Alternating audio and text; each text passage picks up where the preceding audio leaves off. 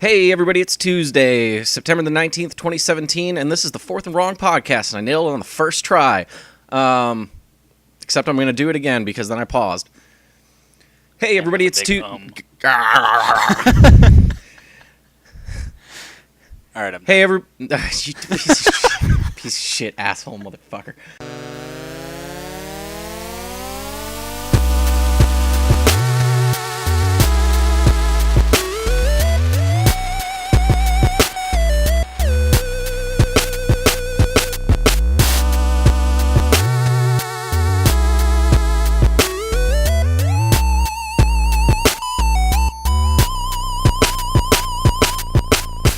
Hey everybody, it's Tuesday, September the 19th, 2017, and this is the Fourth and Wrong podcast. I'm your host, RJ, and joining me is Keith. Say hi, Keith.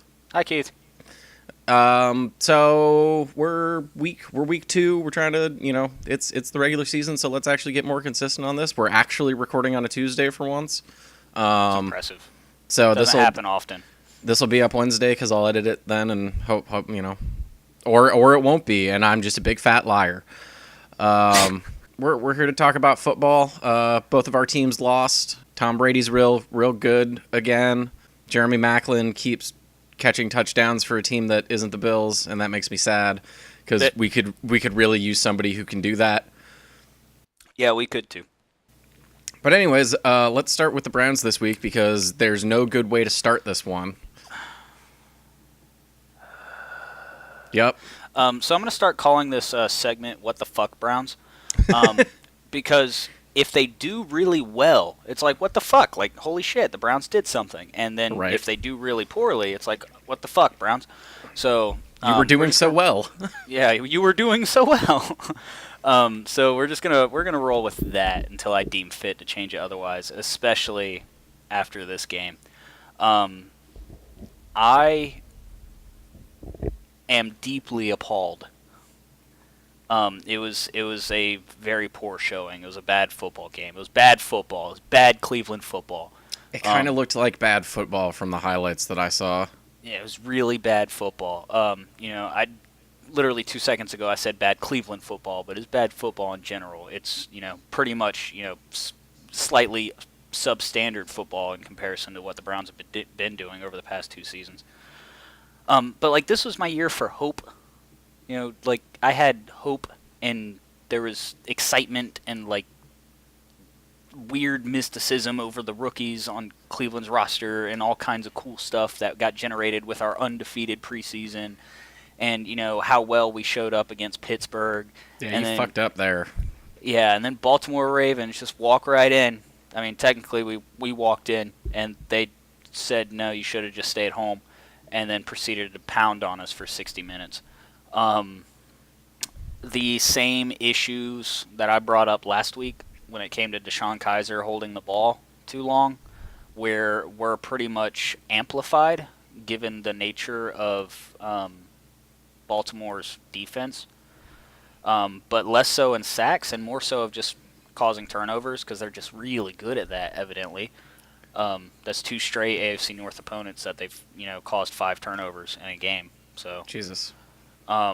They had 4 interceptions and a fumble recovery. Pretty much the same story from Cincinnati. So now I'm trying to struggle to really decide whether or not Baltimore's that good or we just completely shit our pants. I'm almost confident it's the pants shitting though. So, yeah, I think their defense looks good and quick, but it also looks like your quarterback play was definitely not there, and you had 2 chances to figure that out, and kind of neither one of them could make anything happen. Yeah, it was almost a stark contrast between the composure that Deshaun Kaiser showed during the Pittsburgh game than to what was brought to the table in this Baltimore game. I don't know what the migraine thing was about. Evidently that's something he's struggled with, his entire life, but he hasn't had a flare-up during a game since high school, is what he told press. So that's, cool, whatever. Putting Kevin Hogan in the game didn't really hurt us because we were already, sucking. Hey, man, that guy threw a touchdown. Hey, man, he certainly did. Literally the only one of the game, too. He also threw an interception, so... Yeah, it seems like your guys couldn't quite throw in front of a wide receiver to save their lives, and also throwing into triple coverage, maybe not the best plan. Yeah, it was just really poor decision making. Like the receivers on our team that did get targeted, they were for the most part catching most of the passes that came their way. But we didn't see anything great out of like our playmakers. Corey Coleman broke his hand again, but he was also targeted 7 times and only caught 1 ball. Not a lot of that was his fault. It was just one of those things where the ball was just kind of in his direction, And like it just really seemed like all the accuracy issues DeShone Kizer has were just amplified. Like I don't know if the speed of Baltimore was just so much different than what he's been used to playing, because most of preseason he got snaps against second and third team. He started preseason games against first team, but his production was decent. But you're only in there for a quarter. You're not playing these. You're not playing the number one, a defense's number one team for an entire 60 minutes of football. So I don't know if the speed was just fucking with them. I can say I'll pull some positives out before I really get into like grilling Cleveland, because I'm really irritated about this football game. Some positives: Rashard Higgins, pretty much a know nothing. Seven receptions for 95 yards. Didn't have a bad turnout. David Njoku got his first touchdown of the year. Three receptions for 27 yards. Duke Johnson channeled his inner Odell Beckham, and had a one-hand reach behind the back fucking midfield grab that made the highlight reel. Yeah, that was a good fucking reception. So that was cool. That was pretty much it. Our secondary was pretty much non-existent, but it wouldn't reflect that if you looked at the stats, because Baltimore never really had to move the ball that far because we kept turning the fucking thing over. And every single time, like there was one point when DeShone Kizer threw a pick when they were on the 3-yard line, like we were like literally about to score, threw a pick. Stuff like that. It was typical, like, well, we're gonna see how the Browns are gonna fuck this one up, and then they did. They left nothing to surprise. It was just like, hey, this is going well. They're about to fuck it up. And then they did. We had like a little spark of hope. Kevin Hogan hit the field when DeShone Kizer got pulled. And, first drive, Kevin Hogan drives it down the field for a touchdown. His first touchdown pass of his career. Njoku's first touchdown pass of his career, or touchdown reception of his career. It's like, all right, cool. Maybe we can do something with this. DeShone Kizer feels happy. Kevin Hogan throws a pick. DeShone Kizer feels good. They put him back in the game, and then nothing happens. I can't even say that the Cleveland Browns I watched were even. I can almost say that the Cleveland Browns I saw were worse than the Cleveland Browns I saw last year. Like, this was an atrocious game. DeShone Kizer threw under 50%. Kevin Hogan threw under 50%. Yeah, I mean, DeShone Kizer threw under 50%. Kevin Hogan threw under 50%. Our star receiver had 1 reception off of 7 targets.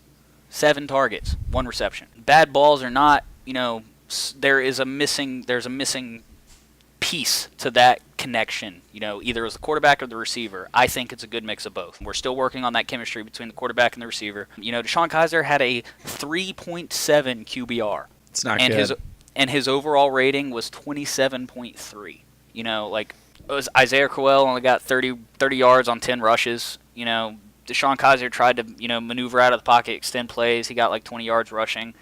Duke Johnson was pretty much stagnant in the rushing offense. Pretty much everything that Cleveland said they were going to do against this Baltimore team. They're going to come in, we're going to reestablish the run, we're going to protect the pocket and get Kizer comfortable. None of it fucking happened. None of it. And I don't know, at this point, I'll probably have to rewatch the highlights. I don't think all of it was coaching. There was some coaching issues that I didn't agree with, but it's when Cleveland underperforms the way they did, it really, really highlights the fact that we do not have any, explosive playmakers on this roster. We just don't. Cleveland is at their best when everything is ticking. There's no one player that can keep Cleveland out of mediocrity like most teams have. Like traditionally, if the Giants were having a bad game, they could rely a little bit more on Odell Beckham, and maybe something will happen.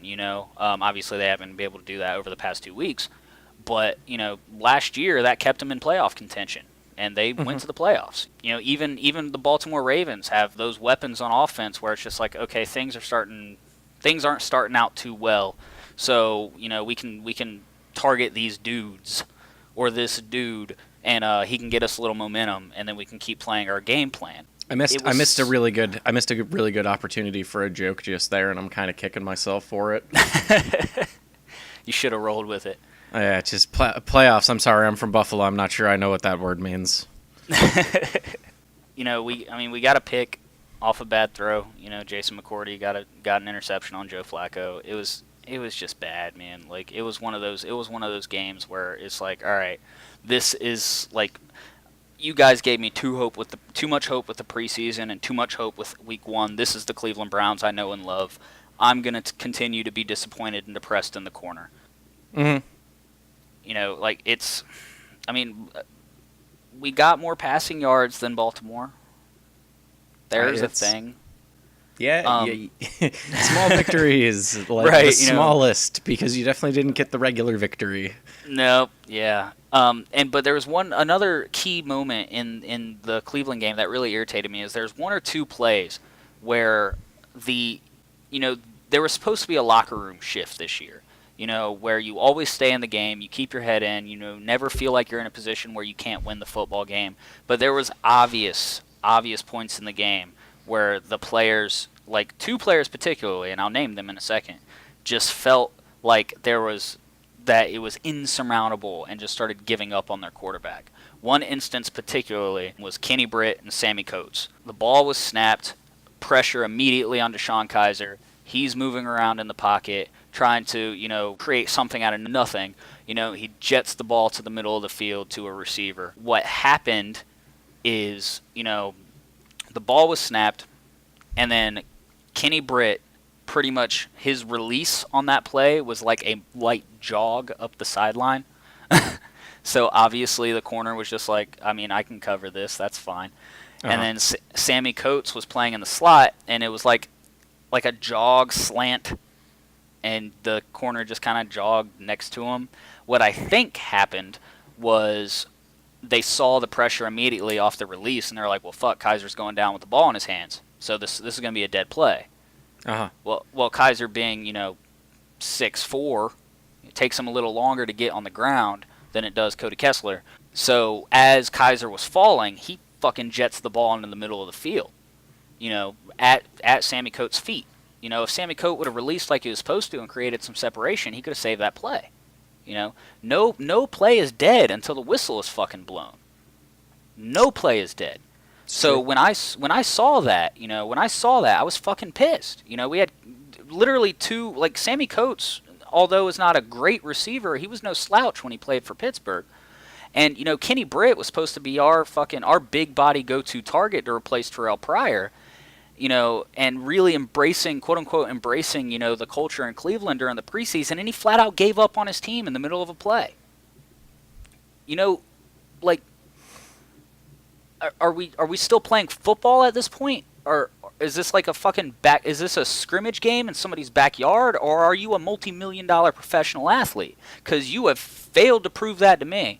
I know it may have been 2 plays, but especially with the Cleveland Browns, who just lose. Every all they player do is lose no matter what. Right. But every player, there's something I heard on the radio today.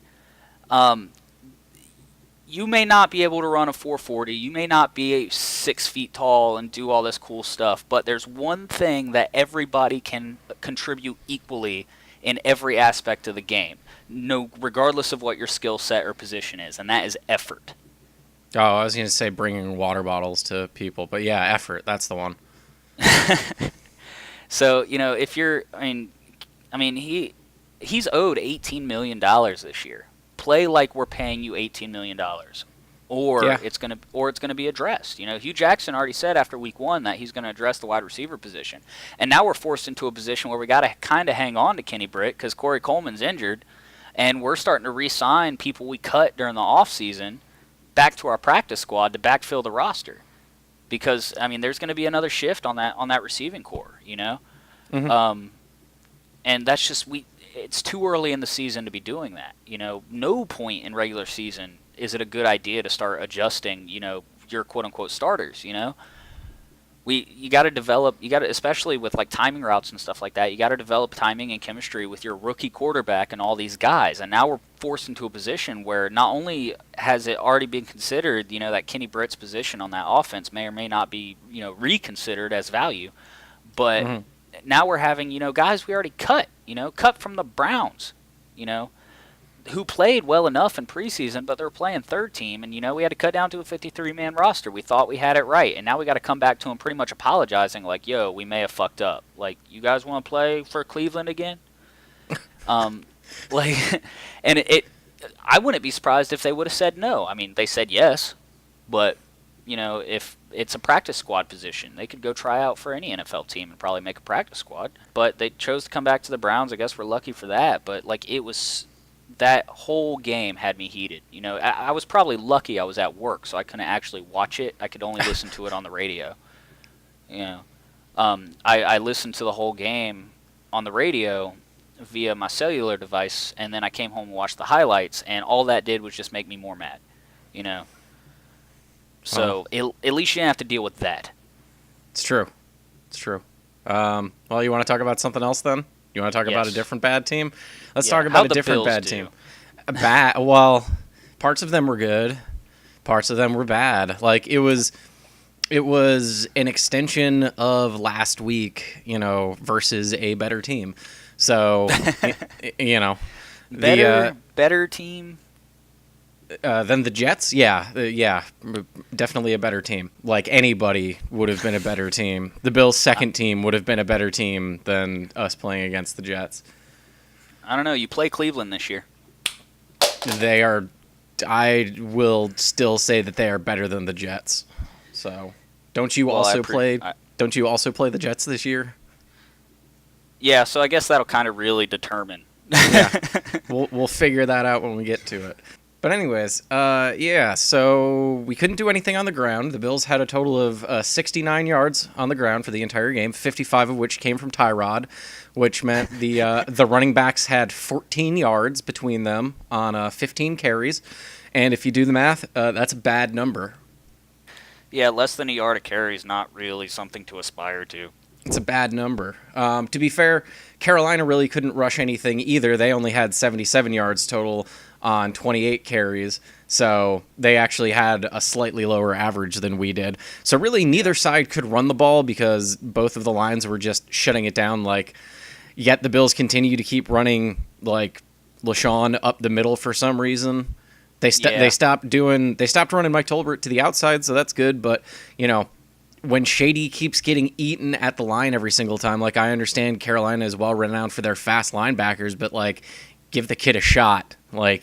Shady in the open field is still Shady. He will still stutter step 3 times and you will fall over. Yeah, Shady's the most valuable when you allow him to be in one-on-one situations. Like, give him a little open field and take on a defender one-on-one, and he'll break ankles. Yeah, it's a little bit of mind game and a lot of quickness, and so. The running game didn't do anything. The wide receivers didn't really do anything. 125 yards receiving is also not good. Good. So, that was bad. Tyrod was pretty much the only one to get first downs for our team. It took until our third drive to even get one first down. Right. So, You watched the Bills game? Yeah, front to back. Okay. Quick question, and it kind of ties in with the receiving thing. How did LaShawn McCoy lead your team in receiving yards? So, we have 3 slot receivers. Okay. Well, no. I mean, we would have had 3, but we don't have Anquan anymore. But we basically, Jordan Matthews and Zay Jones are basically slot receivers. Neither one of them is a burner. Neither one of them is going to stretch the field. Andre Holmes is the tall, quick guy, but he's barely ever in. I want to say Zay Jones is a slot receiver, but he's definitely more valuable on the outside in the red zone or something. He's a big handsy guy. He's a possession guy. He's not going to get big chunk yards. Yeah. And then we've got Charles Clay, who is a bum. Evidently he was 100% 3 targets, 3 catches. Okay, this week, let's talk about the one that the several that he lost off of his hands last week. He's still a bum. Even a blind bum duck gets fed twice a correct in a sharpest crayon in the. Anyways, that metaphor was going downhill quickly. Which our running game couldn't. So at least something can. Nobody could produce. People couldn't. There's no separation. There's nobody who's gonna blow open a coverage and cause somebody in a secondary to screw up. Sure.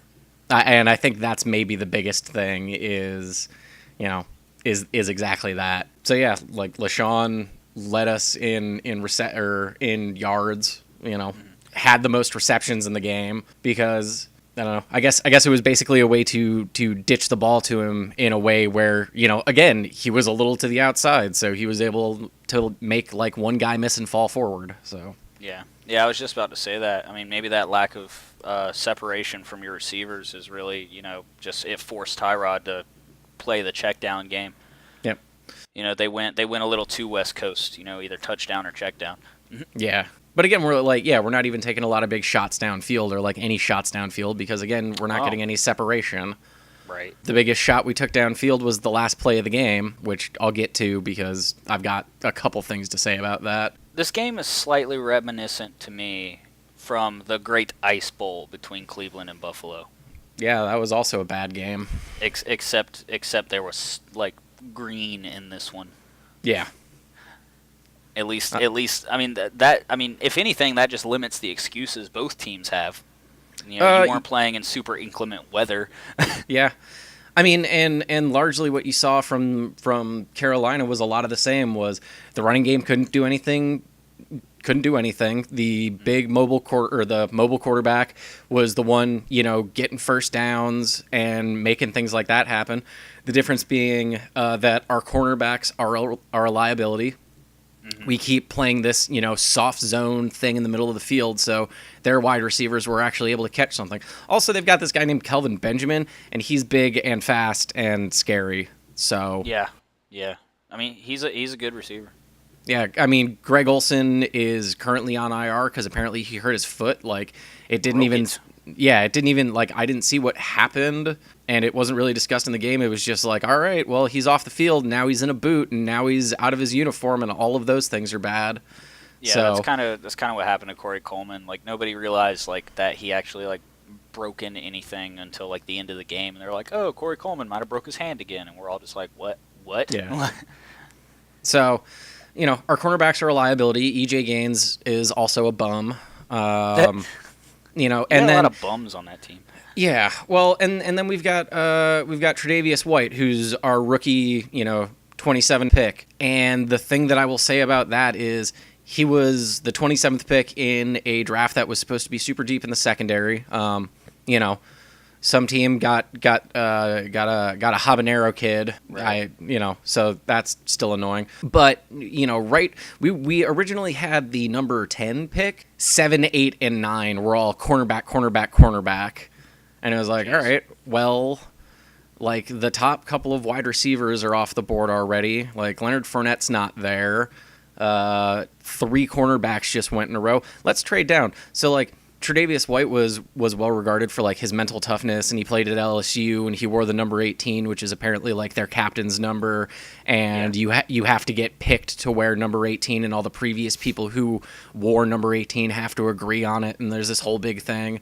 But here's the thing: there is a certain point where I would rather have a rookie who needs to get his head in the game and has some better physical attributes than someone who's he's really stable and I want somebody with a high ceiling, not a high floor. Right. A high floor still gets you beat, a lot. Or you could have not have traded down and taken Jabril Peppers. Yeah, or we could have done that. So, he's not playing great. EJ Gaines, the way that we're playing people is there's a lot of off coverage, which lets people cut in underneath, and then those guys just don't have the speed to keep up.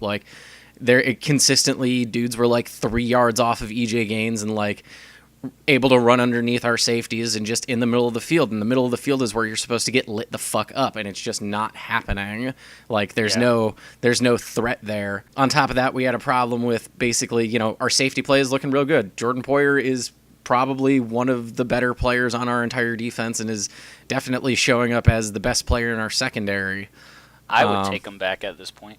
Yeah. So the issue is that we're getting a lot of deflections, like, which is good, but nobody can actually come down with the ball. Like, we didn't get any turnovers this last game, and I think that would have made a big difference. Buffalo's defense was on the field for 38 minutes and 53 seconds in this game. Jeez.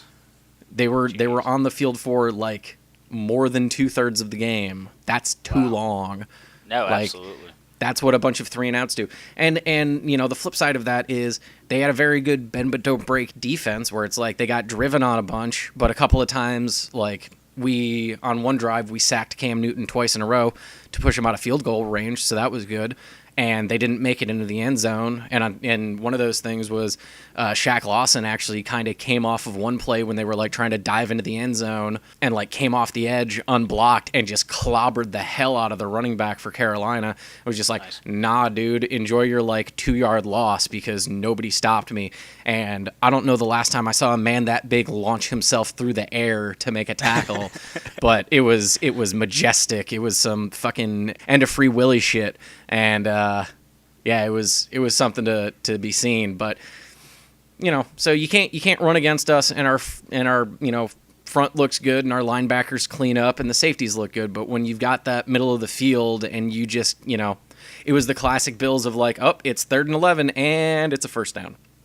Right. And that's not something you can have. But we were literally in it until the last possession. You know, it was 9-3, which was what the final score ended up being. We had the ball. We were going down the field. And we had 2 timeouts yet left. And we had like 35 seconds or something on the board. And Sean McDermott elects to like not call a timeout. So yeah, I heard about that. So we go from like I think it was like 2nd down already to like 3rd and distance, and then basically we've got one play left that's like, all right, well, you know, we've got like 10 seconds left on the clock and yada yada yada. So, you know, Zay Jones finally gets open in coverage at the end of the game. Tyrod, like, either Tyrod kind of overthrows him, or like he doesn't get turned around quick enough and can't adjust to the ball, but it's kind of a combination of both. But really the biggest thing I blame it on is bad clock management and bad coaching decisions, because you had 2 timeouts left. You could have stopped the clock, gotten a couple more yards, and even at that point stopped the clock again and still had 20 seconds left. Like, right. You had room to do stuff. You know, we were making progress down the field where wide receivers were getting open downfield, stepping out of bounds, like keeping that clock pretty managed, and we were actually putting a drive together. And then that happens, and it's like, well, you know, that's, you know, you pulled the trigger on a 4th and 11, and he missed, so that's it. You know, it wasn't quite Stevie Johnson dropping a pass in the end zone for us to lose against the Steelers and not make it into the playoffs. Right. But you know, that was the first thing that popped into my head. So, you know, we had a chance to win, and they fucked it up. Sean McDermott did seem very pleased with the defense, you know, and as a defensive guy, that doesn't surprise me, but he should be really disappointed in the offense. The only other note I have here is each of the players named Clay on our team had a fumble, so good job, Kalen and Charles. And by the way, Charles Clay is a bum. So... You're really convicted about that. That's kind of my rant. We paid him a lot of money, and he doesn't show up. That's unfortunate. He was a lot more valuable to he was a lot more valuable to us when we had other people stretching the field, and he could just run up the seam and just be like, "Hey, I'm big, throw it my way," right. And then pick up 20 plus yards like 3 times a game. But now he's supposed to be a bigger weapon, and he's not getting it done. So, time tells most of the time. But that's pretty much what I've got, and I'm ready to talk about other stuff. Okay. If you want. Yeah, sure. No, I feel like if I talk about Cleveland football anymore, outside of that game, great. We can talk Cleveland stuff, but it will give me a migraine. Sure. and they can't take me out of the game. I still have to work tomorrow. Right? We can talk briefly about one of my favorite players in the NFL. Joe Thomas? Yeah, Joe Thomas. 10,000 consecutive snaps in the NFL. Has not missed a single play since his rookie year. That's a lot of snaps. At left tackle, absolutely. Yeah. We're talking about contact every single snap. Dude, whatever. At long snapper, that's a lot. And you're not even allowed to line somebody up over those guys anymore. Right. It's super impressive. A lot of people around the league have extended their congratulations to Joe Thomas. Joe Thomas, he's one of my favorite players in the NFL, if not my favorite player in the NFL. He's a stand-up dude. I feel like it's his longevity is so impressive, especially at that position. His longevity as well as his consistency. I mean, we're talking about 10-time consecutive Pro Bowler. They gave him his own temporary memorial in the Professional Football Hall of Fame. Wow. During his 10th Pro Bowl, because it had never happened at that position before. So not only has he never missed a play, he's never missed a Pro Bowl since his rookie year. That's pretty impressive. Yeah, the dude's going I'm almost 100% convinced Joe Thomas is either somebody is blackmailing him to stay in Cleveland, or he has Stockholm syndrome. Because he got a big money contract in Cleveland, but he could have got that contract anywhere. This is Joe Thomas. He's one of the best, if not the best, left tackle in the game. One of the most important positions on the offensive line, because that's the blind side of the line. Now, here's the question. Is he actually one of the best left tackles, or is he just better than everybody else who's letting your quarterback get sacked? He's one of the best. Okay. Is he staying in Cleveland because he's being graded on a bell curve? No, I don't think there's a bell curve. I mean, if you listen to interviews from other players that have played with him at Pro Bowls, or this is also the same player that over the past 3 years has made the NFL's top 100. Yeah. If you listen to other players talk about him, they're just dude, defensive linemen. They're when I have to line up across Joe Thomas, it's just man, it's gonna be a long fucking day. Because there was a specific interview. I can't remember who was talking about him, but it was his first Pro Bowl. It was his first Pro Bowl, and he was on as an alternate. And they were watching during their quote unquote practice for the Pro Bowl. They were watching his footwork, and they were just dude, that guy's gonna go a very long way. He's a big dude. He's gotten smaller over the years because he's getting older. He's taking better care of his body. But his lateral speed is unreal. Now, there are younger, faster players that have beat him. Everybody gets beat once in a while. But when he's moving left to right and really expanding that pocket, creating that umbrella for the quarterback, he's step for step with these defensive ends and linebackers. But he's doing it sideways, Right. Or I guess left. Yeah, well, mostly left. Sometimes it goes back right if they give him a little shifty spin move. T.J. Watt caught him off guard last week with that. But that happens. It's obviously it's an impressive feat. And Cleveland's finally going to send somebody to the Hall of Fame. In this fucking decade. in this millennia. Yeah. Because he's a perennial Hall of Famer. He's going to the Hall of Fame. Nobody does 10 Pro Bowls in a row and has 10,000 snaps and also performs at the level that he performs and doesn't make the Hall of Fame. Unless you're Terrell Owens. Yeah. Yeah. The funny thing is I'm pretty sure he'd be going into the Hall of Fame as a Bills player at this point, which is sort of ridiculous. Yeah, that's a little strange. Or maybe he'd do the re-sign with the Eagles for a 1-year contract or something like that. To be fair, he played a few years for a couple big teams, so who knows who the hell he'd sign with. Yeah, I mean he played for San Francisco. Yeah. Yeah, because one of my favorite Terrell Owens moments was when he scored a touchdown and ran all the way to the star at Dallas' stadium and planted the ball on the star and then got blasted by one of the defensive players. Well, yeah. I mean, it's because he did it twice. Sure, yeah, and still funny. All right, let's keep it in your division right now because we talked about them last week, and they were the Thursday night game. The Bengals look bad still. I think everything that I said about the Bengals last week holds true this week. All right. It was, I still think Andy Dalton is overrated, and it was a bad game. They just looked bad. They had no help from the running game, which seems to be a running theme. Tish. Yeah, Tish. The passing game was average, I guess, but no passing touchdowns. Yep. Still no passing touchdowns. Still actually no touchdowns at all, right? It was all field goals. As far as I know. I think it was all field goals, which I think is like the big talking point in the NFL right now is, they haven't scored a touchdown in 2 weeks, So I was gonna point that out as more of a general theme is I feel like I'm looking at the box scores here and everything, and kind of like everything was either low scoring or a blowout on one side. Like New England beat the Saints by 16, Tennessee beat Jacksonville by 21, Pittsburgh beat Minnesota by 17 or something. Oakland beat the Jets by 25.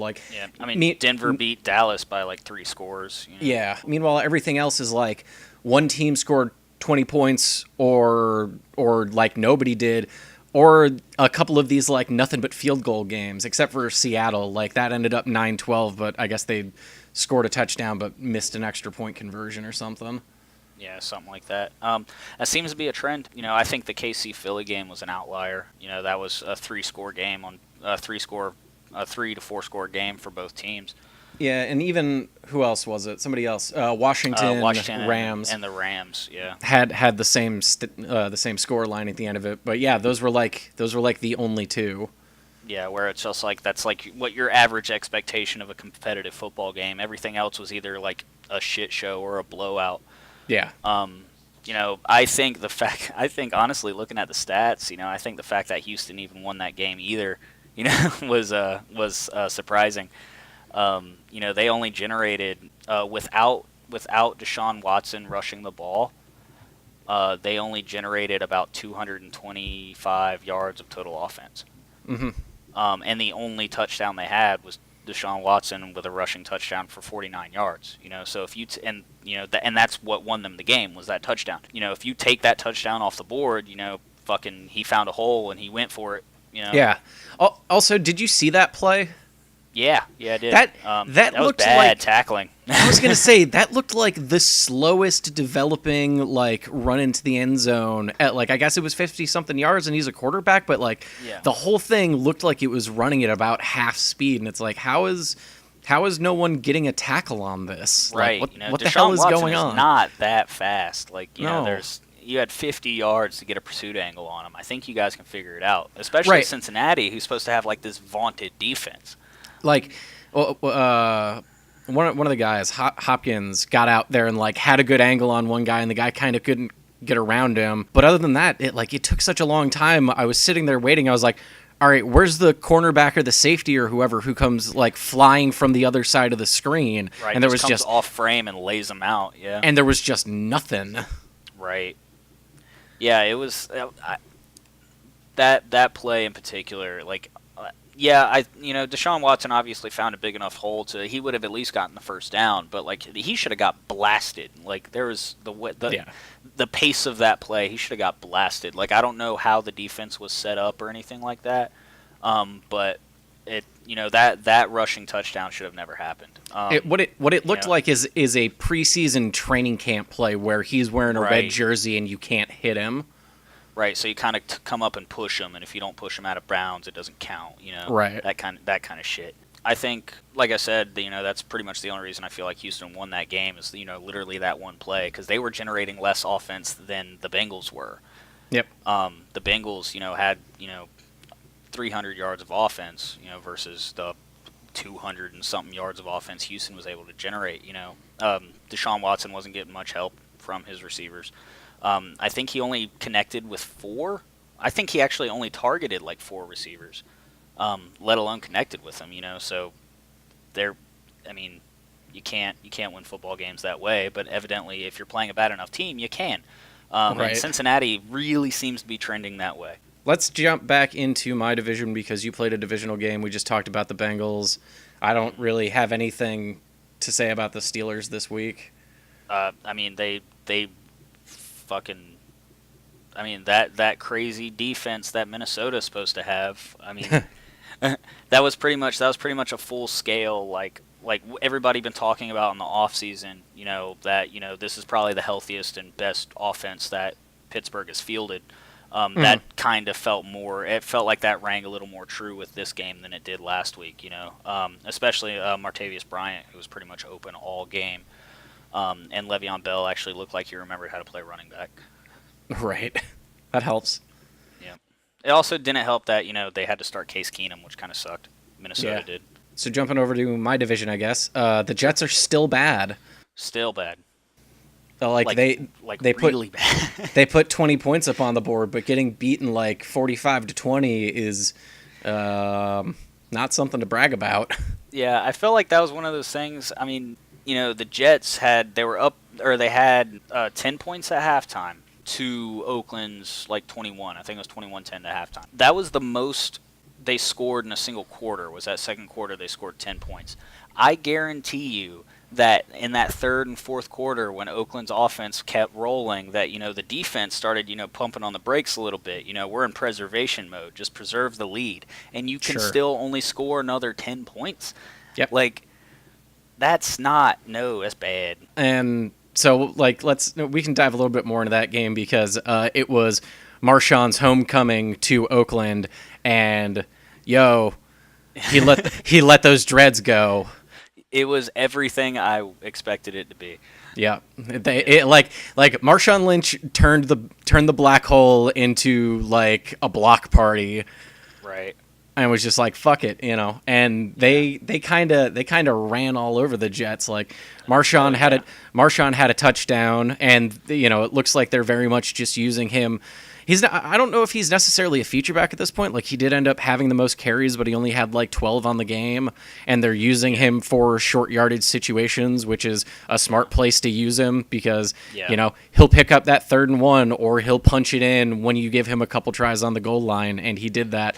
But then two of their other running backs both broke off like a 50 and a 60-yard run for touchdowns, and Michael Crabtree had 3 receiving touchdowns. So they just, I believe the technical term is cracked one off in the Jets' ass. Well, it's funny because when you look at the distribution of Oakland's rushing for that game, they had 4 rushers. They had 4 rushers that generated any rushing yards, and 3 of them were running backs. You had Jalen Richards, Marshawn Lynch, and DeAndre Washington. And then you had 3 rushes for 57 yards from Cordero Patterson. Yep. So they generated 180 rushing yards without Derek Carr ever once breaking the pocket and running. Mm-hmm. He never generated any yards as a rusher because he didn't need to. Because especially when, Michael Crabtree is going up and grabbing literally everything you throw his way. Yep. There was literally no other featured receiver, besides, checkdowns to Jalen Richards. If you take Jalen Richards out of their stat line, it's like Michael Crabtree at 80 yards and then Amari Cooper at 33, know. So as soon as they saw that mismatch and they're like, dude, they're not going to be able to cover Crabtree, their secondary is trash, and start just fucking throwing it that way. Just give it to Michael Crabtree. He'll do something with it. And then, just that fact alone and the fact that pretty much everyone they gave the ball to in the backfield was able to generate positive yards. Yeah, the Jets are bad. Jets are bad. The Jets are really bad. Derek Carr had a great game. He didn't light it up. He didn't do anything spectacular, but he was super accurate. And, he threw for 3 touchdowns. Kind of can't take that away from him at that point. Can't take that away from him. And the line protected him well. He was hurried a few times, but, the Jets, if anything, the Jets are supposed to have a really solid front 7. And they just had no pressure. Like, No. he was never sacked. He was touched a couple of times and hurried a couple of times, but like he was never sacked. He was never taken to the ground. He never had to break the pocket to establish himself as a runner. You know, Derek Carr does have legs to extend plays, and a couple of his completions were made off of those kind of passes. But he was fucking chilling back there. You could have poured him a drink. You know, he would have been back there just like, oh, I'm just gonna throw it to Michael Crabtree because he's open again. Right. You know, which was pretty much the exact opposite story for the other side of the ball. You know, Josh McCown had a tough time back there. All right, next team in my division, and also versus a California team, the Dolphins. They win, but mostly because of 2 missed field goals. Yeah, that you can't win. Yeah, you can't miss opportunities to score. You just can't. Yeah. So the Chargers missed one going into halftime or like in the second quarter somewhere, and then missed one like right at the end of the game that could have won it also. Yeah, that game was weird. Yeah, I mean, Phillip Rivers did pretty well, 31 for 39 for, 331. Plus, yeah. Touchdown, no interceptions. That's pretty good. Yeah, that's, typical Phillip Rivers you'd expect. 44 rushing yards, however, for your entire team. That's pretty bad. That's pretty bad. I miss the days that LaDainian Tomlinson played for the Chargers. I think the Chargers missed those days, too. Probably. But our regular season debut of Jay Cutler, that went okay. Yeah. It wasn't spectacular, but he still looks like he kind of knows what he's doing. Didn't throw an interception, got hit a couple times, but didn't fumble anything. It doesn't look like. Yeah. Didn't grossly throw the game away. Yeah. And he wasn't caught smoking on the sideline. The real story for me is the reestablishment of Jay Ajayi as a fucking animal in the backfield. Yeah, and I recognize that I've been calling him AJ Ajayi recently, and I need to apologize for that because that's not his fucking name. And as somebody who gets called the wrong thing all the time, sorry. And the stat that I'm looking at there is, he had 122 yards, which, yeah, of course. I mean, I feel like this dude is pretty primed to break 100 yards every single game, no matter what. And I don't know who's going to stop him at this point. But the rest of the team all had negative rushing yards. Yeah. Like, Jay Cutler, -1. Keenan Drake, -3. Jarvis Landry, fuck Jarvis Landry, -7. Yeah, like, the Miami's rushing attack would have looked better if they just didn't try. Yeah. Because then it would have been 122 yards, and it would have been all Jay Ajayi. Yeah, give it to Ajayi and just be done with it. Yep. It also like brought down their rushing average too. Right. From like a respectable 4 yards of play to like a middling 3.5 yards of play. Yeah. They got decent production out of their receivers. What?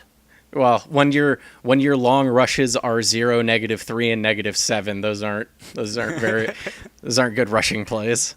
No, they're not. Their receivers did well. Obviously, they abused Jarvis Landry because it's Jarvis Landry. Devontae Parker had a couple of big plays. He was targeted 9 times, so he could have had more yards, but he only had 4 receptions for 85 yards, so he was averaging 20 yards a clip.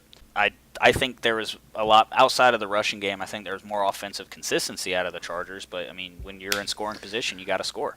Yeah, and what I was going to say is I think the real theme that I'm noticing from this week is not necessarily anyone winning games. It's a lot of teams losing games.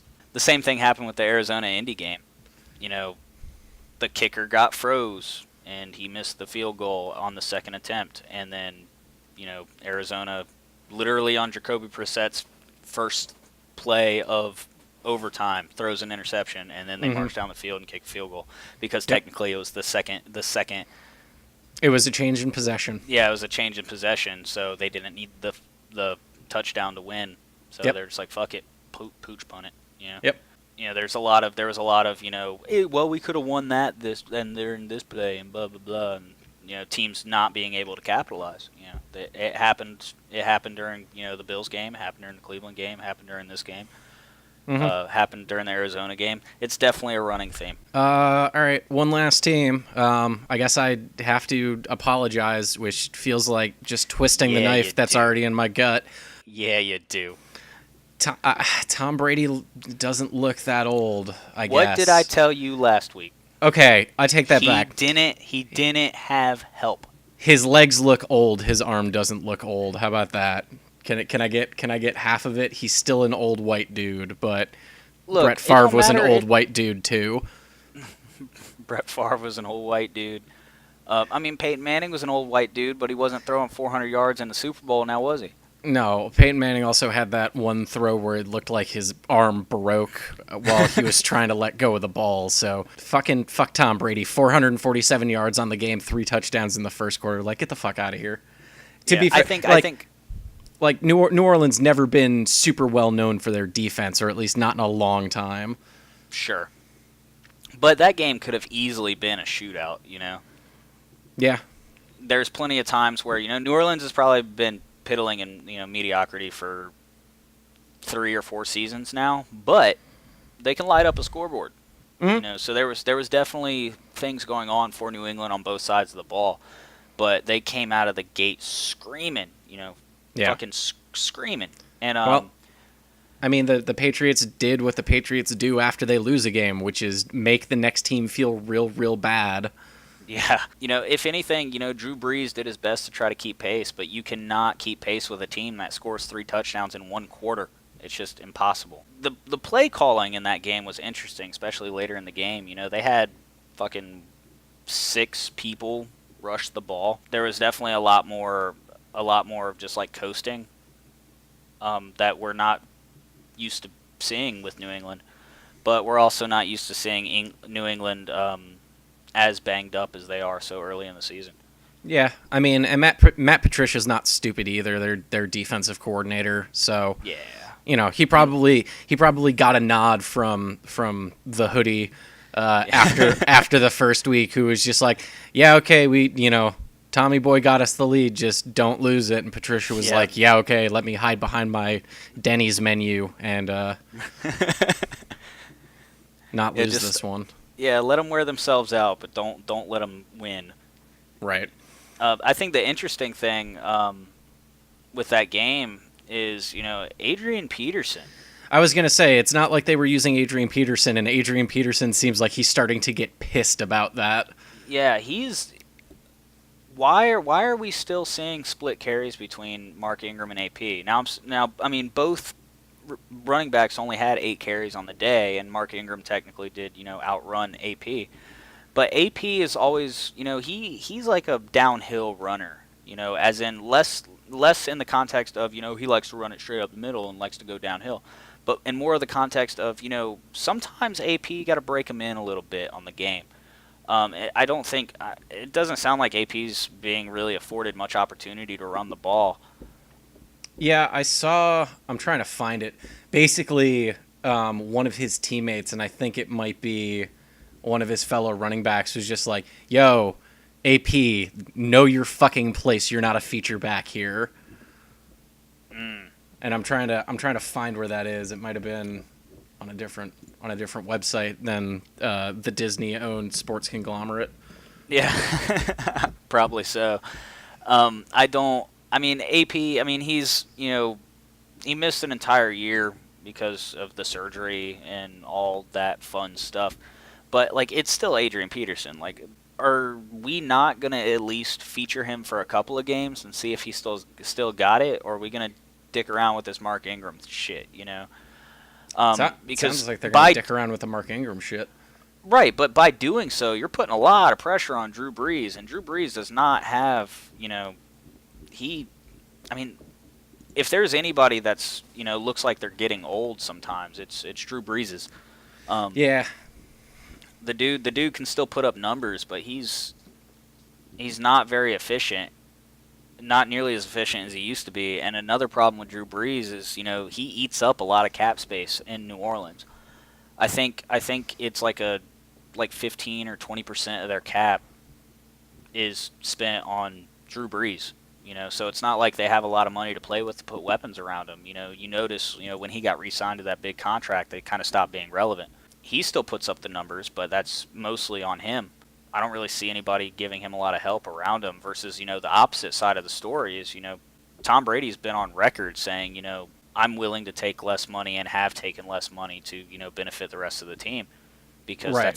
that's how you win championships. Obviously, it's working. He has 5. Yep.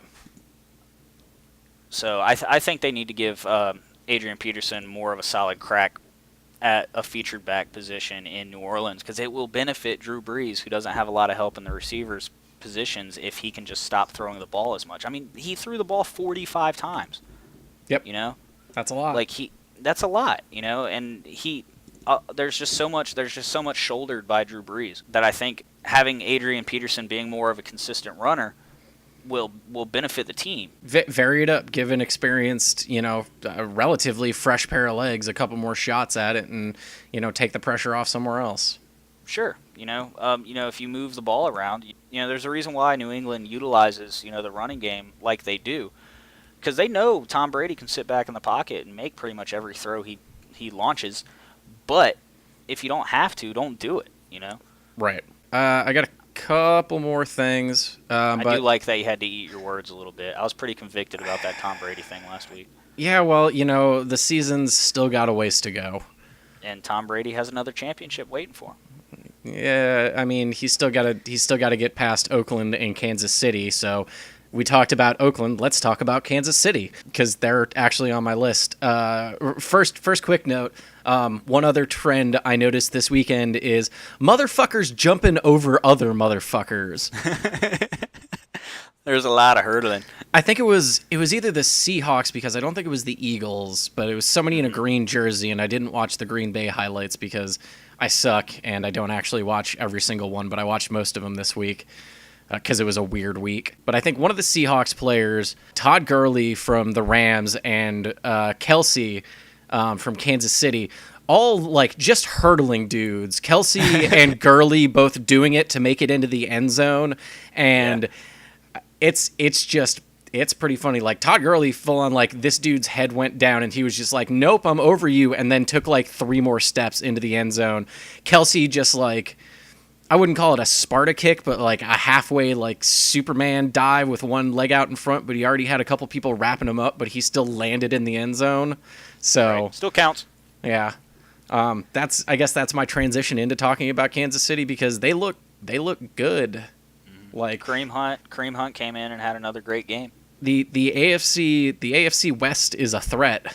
In Kansas City, like, I almost wanted to say they almost look like they're running a college-style offense to a degree, because it's like you've got the quick running back who can kind of do everything, and you've got, the weird plays with the tight ends and stuff like that. Like, yeah. They're doing a lot of different stuff. Also, I just sent you a message over Discord that you should look at, because somebody's finally taking advantage of the touchdown celebrations. Ah, got it. Yeah. So yeah, somebody's taking advantage of the touchdown celebrations, because Kareem Hunt is taking a nap after carrying the Chiefs to another victory. That's awesome. He had help this week, though. He did have a little bit of help. He still had 100 yards from scrimmage.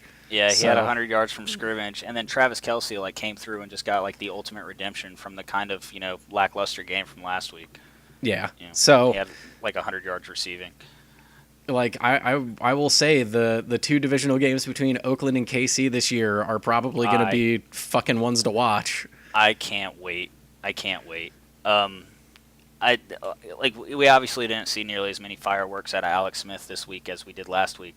But there's one thing I can say to his praise is, he was stretching the field and he was consistent. Like, there was very rarely a ball that left his hands that didn't end up, where he wanted it to be. And I see that less of a trait of a game manager and more of a trait of, just a consistent good quarterback. A lot of people say, Alex Smith has a relatively lower ceiling in comparison to other quarterbacks in the NFL. But, if that's his floor, where he's 21 for 28, and 250 yards or 250 yards passing, that's not a bad floor. Like, that's not bad. Yeah, I mean, his QBR, obviously QBR ratings are skewed more towards the individual performance of the quarterback, but his overall rating, he had a 113 game. Yeah, and taking sacks is bad for your QBR, and he's Right.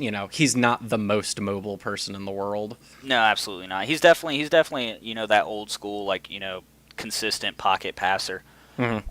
He does have a little bit of ability to move the ball around.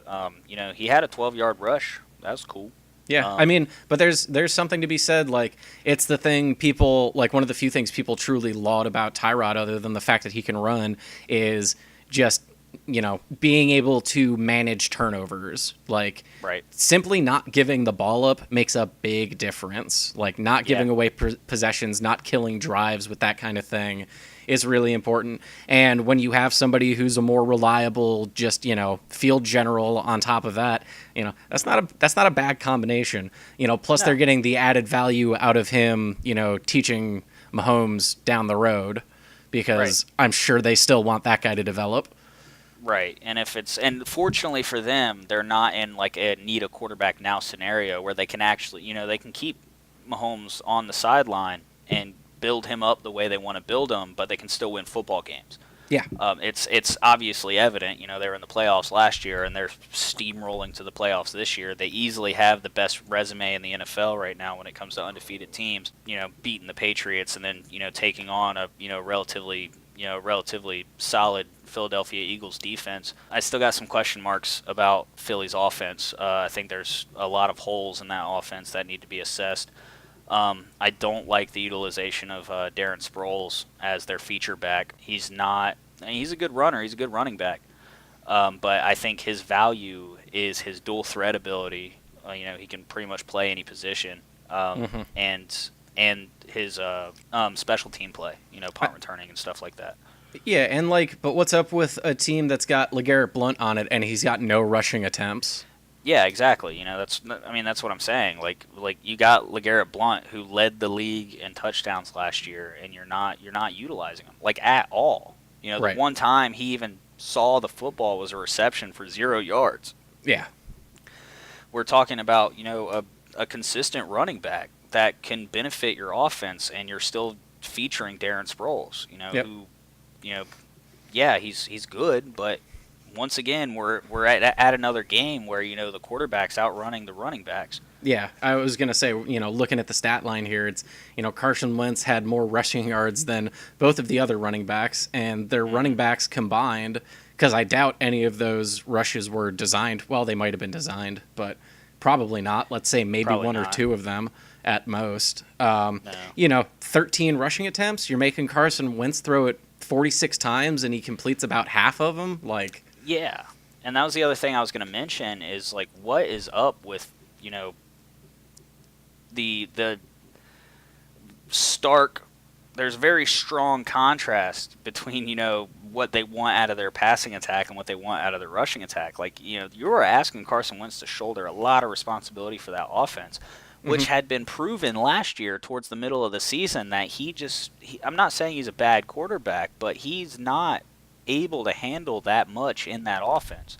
mhm. You have Darren Sproles, he's definitely a good third down option because he has hands. He has hands like glue. But then you have LeGarrette Blount, who's a no nonsense red zone running back to where if you're within 10 yards, you give it to LeGarrette Blount and he will pound his way into the end zone. But he can also make plays in open space, but he's not being utilized at all. Instead, you got this Wendell Smallwood kid who I don't even know who that is. Yeah. Who are you, guy? Like you get three touches before LeGarrette Blount gets any? Yeah. That doesn't make any sense. That doesn't make any sense to me. And then you see it on the other end, with Kansas City, they have Kareem Hunt who had only 3 more touches than Darren Sproles. He was obviously more productive with the ball, allowed them to remove some load off of Alex Smith's shoulders to where he only made 28 passes. So the consistency in the offense, progressing downfield, you utilize less plays when you keep getting first downs. Yep. And if you're more consistent, we're not talking about flashy. We're not talking about bombing the ball down the field every single play, but just some consistency out of your offense. It'll take some pressure off your quarterback and your running back to where they can play a little looser. And that just obviously wasn't happening with Philly. Yeah, and it might also just be a situation where we're still in the first 4 weeks of the season, and usually after that point you really know which teams are headed what direction. Yeah, So I mean that's ultimately true. The only thing that troubles me with Philly is like this is pretty much. I mean, Philly didn't lose that many key players um, during the offseason. They actually gained some decent players. You know, Torrey Smith is seeing more balls going his way. You know, they have Alshon Jeffrey, who's proven that he's still Alshon. Um, Zach Ertz is, a solid tight end option. The way they came out of the gate last season and the way they're doing it this season are pretty polar opposite of each other. Obviously they're not digging themselves a hole yet. It's only week 2, but the Eagles were undefeated last year for several weeks, and they were yeah, beating good football teams. It wasn't until mid-season where we started saying, the real Eagles. They're starting to give Carson Wentz too much responsibility, and then he's not getting any support on the ground game. Jordan Matthews drops too many balls. Now we have Alshon. He's a little more of a steady receiver option for him. So we're seeing the Philly midseason form way too early in the season, and I don't want to see them in a position where they got to start playing catch up, because if they keep playing like this, they're gonna. Philly doesn't have a very easy schedule this year. yeah. Not just because of the division they're in, because their division doesn't do them any favors, because their division's competitive. Well, I don't know. They're still at the top of their division at the moment, so Well, sure, being competitive because everyone around you is mediocre and you're just as equally as mediocre is still competitive. So if you're playing in mediocrity, like, I mean, they play New York next week, so that should be a easier game on them. They came out of the gate against Washington and Kansas City. So the thing that I'm looking at as a Bills fan, as somebody who has bitched about the way a schedule has been put together in the past. I mean, they lost this game to the Chiefs, but they only lost by a touchdown. But it's also their second road game in a row to open the season, and they go from Washington to Kansas City. Like how much did back-to-back road games and a time zone change and all of that hurt? Or is it one of those things where it's like, yo, motherfucker, you're in the NFL, that's not an excuse? Yeah, I don't think that's an excuse. You're here to play football, and the idea of football is to win the game. They're professional athletes. Yes, do I think playing on the road offers its challenges? Absolutely. A hostile crowd isn't really necessarily fun to play in front of, but your goal in that game is just to shut the crowd up. It's another aspect of the psychology of American football. I agree where I don't think it did them any favors, but I don't expect their play to be any better just because they go back to Philly. If anything, the only reason I feel like it should be any better next week is because they're playing New York. New York still has a solid defense, but as we both know, New York hasn't scored more than 20 points in the past 8 games. Right. So if New York keeps doing New York things on offense and Eric Flowers keeps being terrible and Eli Manning keeps having to pick himself up every play, there's a chance there. But right after that New York game, you're going on the road against Los Angeles. Wait, which one? The Chargers, right? We have 2 of them now. Yep. Yeah, you thought having 2 teams named New York was bad. Yeah, now, God, they're doubling them up. Mm-hmm. But their schedule definitely doesn't do them any favors, especially in that mid-season stretch where we saw the mediocrity last season. We're starting out mediocre now, and by mid-season, you're playing, Denver, Dallas, Seattle, Oakland. At the end of the season, you have Oakland and Dallas back-to-back for the last 2 games of the season. Their schedule is definitely not doing them any favors, and they need to figure it out now. They don't have time to wait until week 4, week 5 for things to start clicking. When you start digging yourself in a hole, especially if Dallas starts getting the ball moving and they start rolling downhill like they did last season, you're going to play yourself out of that division. When right now you're in a position to do well in that division because Dallas doesn't know what they're doing, New York sucks, and Washington's kind of that consistently mediocre team. I just realized that I'm actually probably pretty right with the Bills at like 4 wins this season, because I think we went in with like the 5th toughest schedule, but our next 2 games are the Broncos and the Falcons. Then we sort of get a little easy with the Bengals potentially, but then it's the Bucks and the Raiders before playing the Jets. And then it's Saints, Chargers, Chiefs, Patriots, Colts, Dolphins, Patriots, Dolphins. Yeah, you guys do have a rough schedule. I'm thinking 4 wins. I'm thinking Yeah. maybe we take one off the Dolphins, we take one off the Jets, or we take the other one off the Jets, and we take one off the Bengals. So we'll see you in the top 10 of the draft next season. No, fuck that. Cleveland's winning the AFC North. 0-2 don't mean shit. Sure. No, I don't mean you. I mean the royal you. Oh, okay. I guess that's how that works, right? I mean, it's probably very possible you're going to see Cleveland in the top 10 of the draft next year. One last thing that I've got is J.J. Watt, and the southeast of the United States getting absolutely pummeled by storms. Nothing quite like yesterday or early this morning, hearing about a Category 1 hurricane jumping to a Category 5 in 15 hours. That's pretty sweet. That's pretty awesome. That's definitely not going to be a problem for people. Nah. But yeah, J.J. Watt started a GoFundMe and has raised more than $37 million in hurricane relief. Yeah, he started that after Harvey in Houston. Which is insane, which also is like the biggest middle finger, because I saw a news article today that was like, oh, the Dolphins owner pledges to donate $1 million to hurricane relief in Florida. And it's like, yeah, you've got like 3 of them coming, and J.J. Watt just shit all over you, right? Yep. So. Yeah, no, I thought that was super cool. I mean, obviously Houston means a lot to J.J. Watt, and it's where he's cut his teeth and done the most damage in the NFL. Yep. And also he's always been very receptive and very interactive with the community, and I thought it was overwhelmingly unselfish, especially because he started the GoFundMe by directly donating money out of his own pocket. Yeah. And then sent it around to his celeb friends and was like, hey, you guys should hook me up, and they did, and then they like went public with it, and it was just like, all right, well, I guess we'll just do the GoFundMe thing. And it really just, J.J. Watt's gesture really brought the United States together, and was just like, hey, here's a butt ton of money, because I'm sure you guys are tired of taking a boat to work and stuff. Yeah. So let's go buy a yacht instead. Right, exactly. Everyone gets yachts. The SS Watt as opposed to the JJ Watt. I was there anything like, is any of that money being diverted to like the Irma relief, or they doing their own thing down there, or what's going on with that? I don't think anybody in Florida likes each other enough for them to raise that much money, and that's just a general statement. Right. Fuck Jarvis Landry. You're never gonna let that go. Nope. No, I feel you. Never gonna get Aaron Williams back either, but that's also true. You're not. Yeah, I mean, that was cool.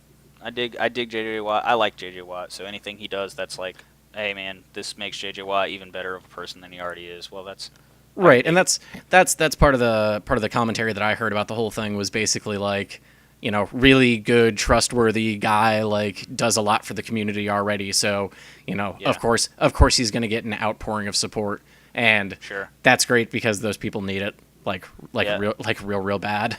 Oh sure, yeah. I think a similarly genuine gesture that I think is actually being received pretty ill. It's kind of like a lot of mixed signals. There's a Philadelphia player who's donating the first 6 game checks he gets for scholarship funds in Charlottesville.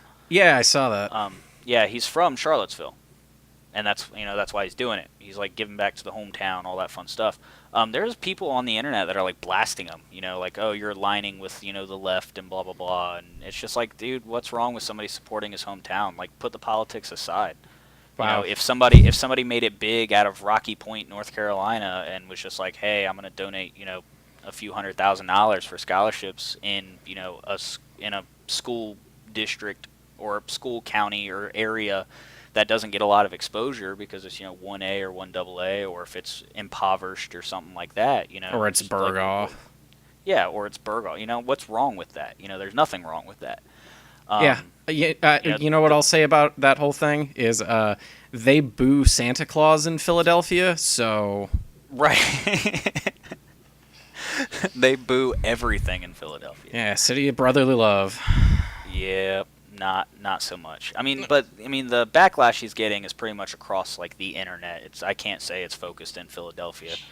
Um, but it's I'm tired of the politics in football. I really am. I dig it when it's appropriate, but stuff like this, it has no place in it. Like, it's just a dude trying to do something good for his hometown, and that's all it should be seen as.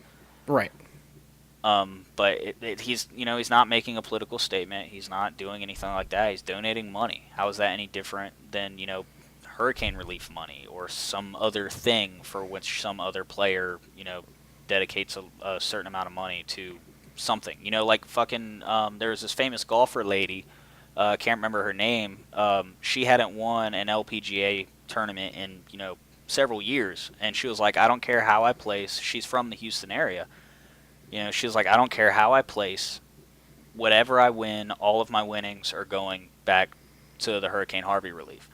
And that's a big deal because a lot of people depend on her income. Her family, her caddy. Caddies are paid out of the golfer's winnings. And she talked to her family, talked to her caddy, and she was like, I feel like this is something I need to do. Not only did she, do well in the tournament, she won the whole fucking thing. Right, because the Illuminati said so. Right, the Illuminati was like, that's a good gesture. She can win this one. Yeah. But things like that really, they warm me. They warm me a bit. But then I see somebody trying to, simulate, or do something similar, and he's being blasted on the internet for no fucking reason, and it just irritates me. Yeah, I mean, people are dumb and they pick dumb fights on the internet. And that's unfortunate. You want to hear something funny to close it up, though? I would love to hear something funny. Okay.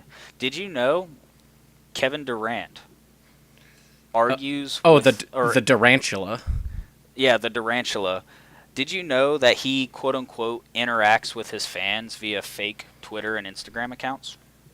That, I could see that. Yeah.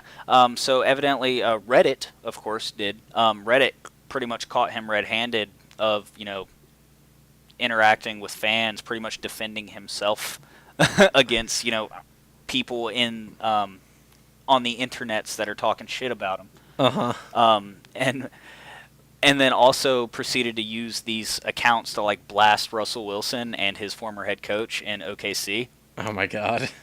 And so not fun interacting, like weird trolly interacting.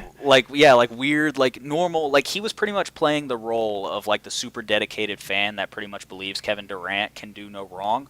But because Kevin Durant's Kevin Durant, he doesn't really have that super big fan base because the fan base he left in OKC thinks he's a traitor, and then everybody else in the NBA and the United States are just like, well, he signed to an all-star team already, so obviously he's trying to get a ring or something.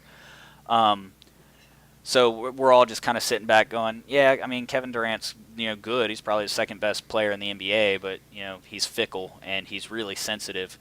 And that was always my opinion of him is, he's a really sensitive dude. Like, he doesn't take criticism well. And, I mean, Lord help him. Lord help you if you're hosting the ESPYs and you crack a joke on stage. And then come to find out later, he's got shooters in the ESPYs. Right. It's amazing Peyton Manning's still alive. So, like, come to find out later, like, he pretty much has to Golden State's got shooters. Come to find out later, he has to play that role for himself, and and then proceeded to blast Russell Wilson and his old head coach in OKC, and got called out on it, and had to go to like a press statement and be like, I just like interacting with my fans, and I apologize for putting Russell Wilson on blast and all that fun stuff, and all I could think of was like, isn't like, are we gonna let him get away with this? Like, I want to see the tweets from after he won the MVP award, where he was like, "Mom, you're the real MVP," and then one of his fake Twitter accounts just tweets at him like, "Nah, Kevin, you the real MVP."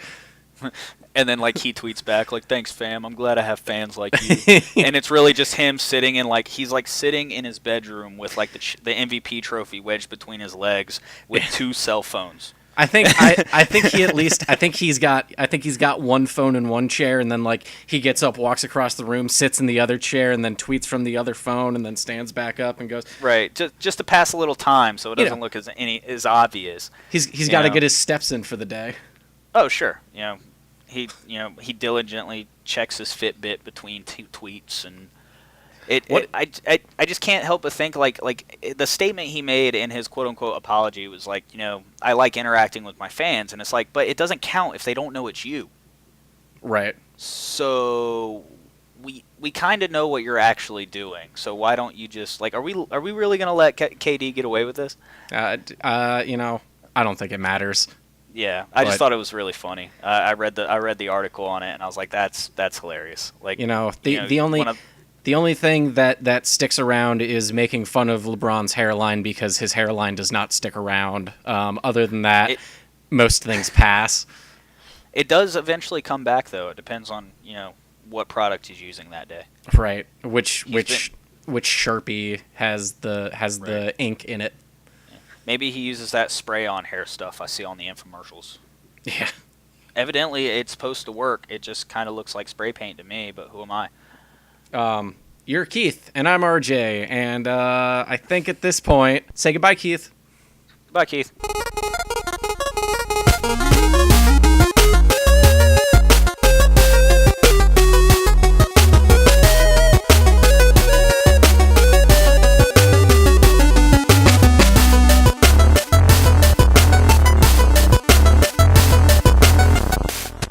Do you have a headset on?